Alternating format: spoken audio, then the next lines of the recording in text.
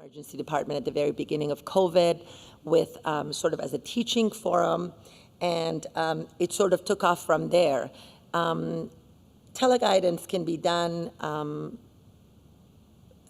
real time, the remote supervision of diagnostic and procedural bedside scans. We could offer real-time video chats, remote interpretations, and since we have such a sort of a quaint audience, are all of you guys versed in, that I know that are not within our faculty, in tele-ultrasound? Have you guys ever tried it?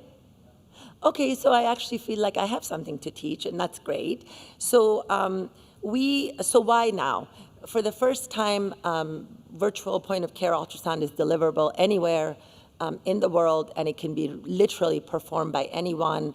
Our fellow in the audience, Patrick, is in sort of can attest to that. He just took this technology with him to internationally and is currently able to do QA on remote scans, the things that he taught people there. So even one step further is, how do you employ this technique with people that have really never touched an ultrasound machine or have no expertise in doing this?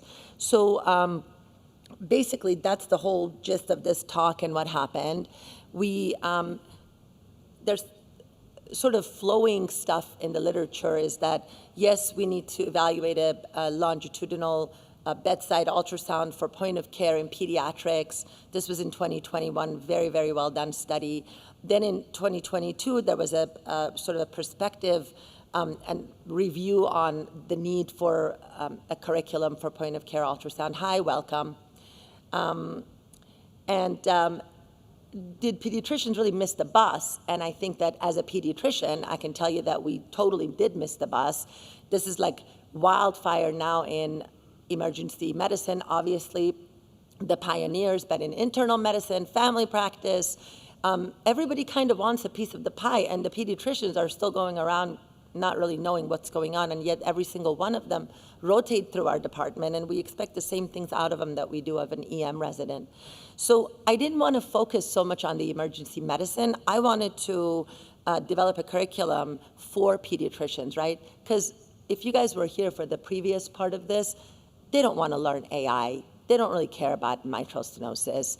They don't need all of that stuff. So we went through a current 6 steps to look and see how we can develop a curriculum for them. And we looked at the literature.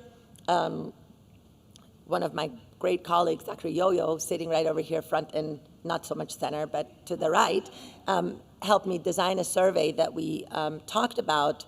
We asked people these questions that really we didn't see the literature having any formal training in terms of a point-of-care curriculum for pediatricians. So we did a national needs assessment. First, we started very focally at Stanford, and then we did this 12 pediatric residency programs nationally enrolled. And really, they rated the importance of point-of-care ultrasound in the current practice to be 86%, and important of this in a future practice, regardless of what they were going into, 76%. So this was kind of encouraging for me. Even the program directors completely or mostly agreed that this is something that's needed. And basically, the thing that I want you to take away from this is that the biggest barrier to training pediatricians in point-of-care ultrasound is they had no educators, right? So how can we teach people when the attending really doesn't know how to do this? So this was sort of an avenue, 91%, that's huge.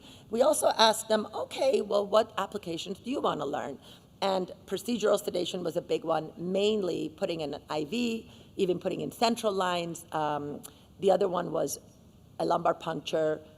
When I was a resident, this was sort of a blind procedure, and still we do it blind, but a lot of the new residents really like to have some sort of guidelines, and they feel much more comfortable with it.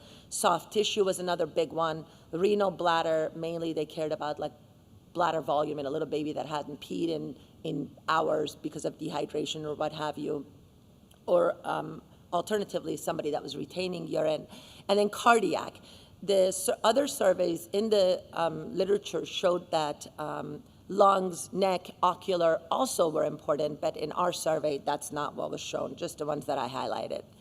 So basically, the problem was lack of expertise within general pediatric residency programs, and the solution was the development and implementation of a framework for teaching and a course of study, right? So what is a curriculum?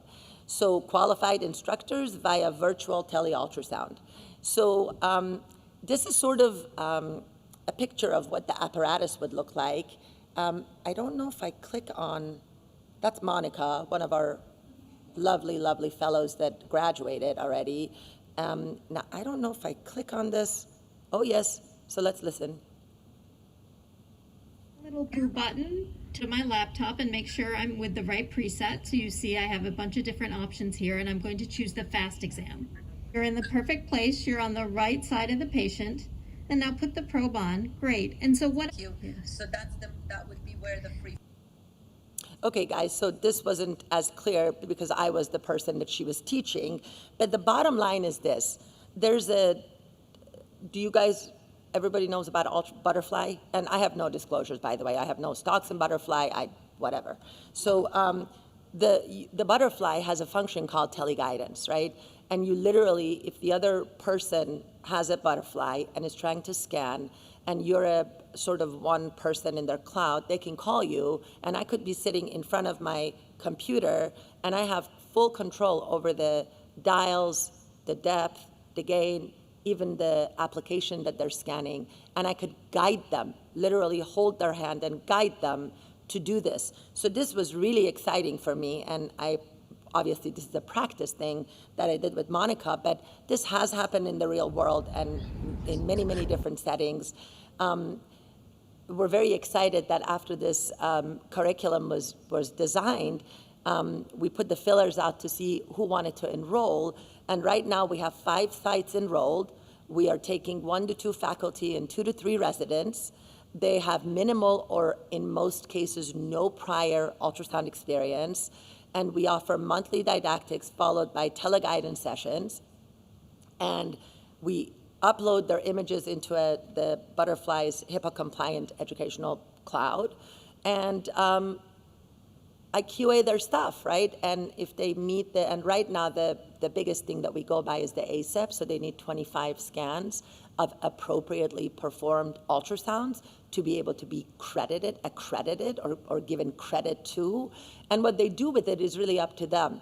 But the biggest goal after all of this is to collaborate between POCUS faculty that are coming out of EM or PEM. And really what I dream about one day is that we have an ACGME change to add POCUS education to pediatric residency curriculum. And that's my spiel, and that's all I got. And I'll take any questions. Thank you for listening, very much for attending. The ones that did not come on and didn't hear the first part, I'm happy to take any questions and repeat myself. Thank you. Woo! Thanks, you guys. Any questions at all? All good?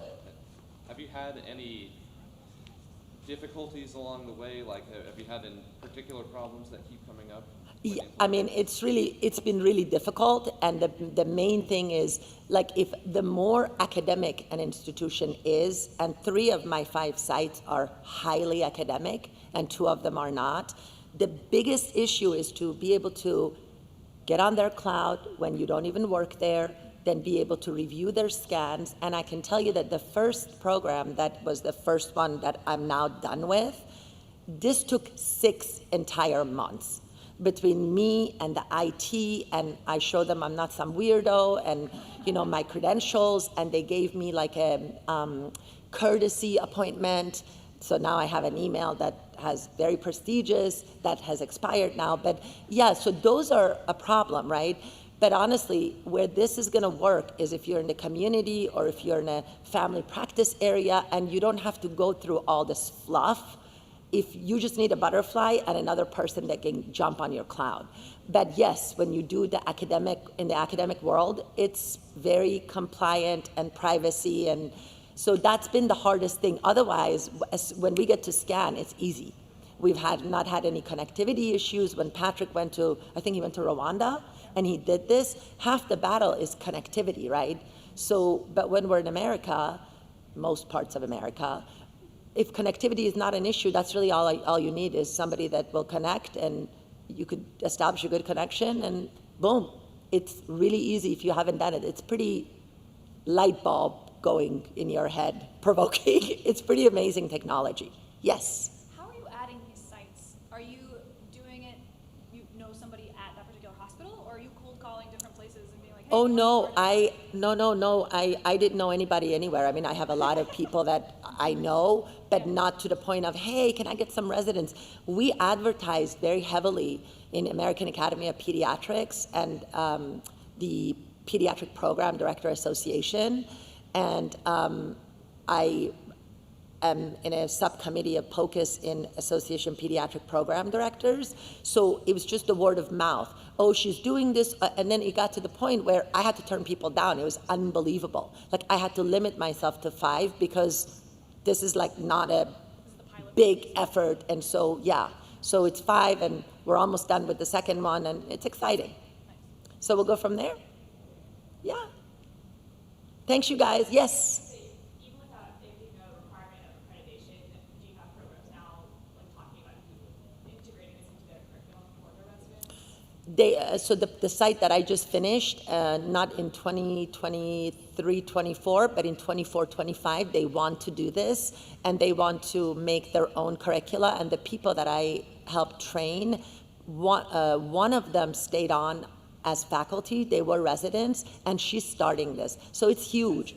You know, it's huge, and she's asking about taking other courses, and she wants to know other things, but it's pretty exciting. It's really exciting. So even if I could do just one program, I would love it. So yeah. All right, you guys, thank you so much for your time. Have a good evening. Thank you, thank you.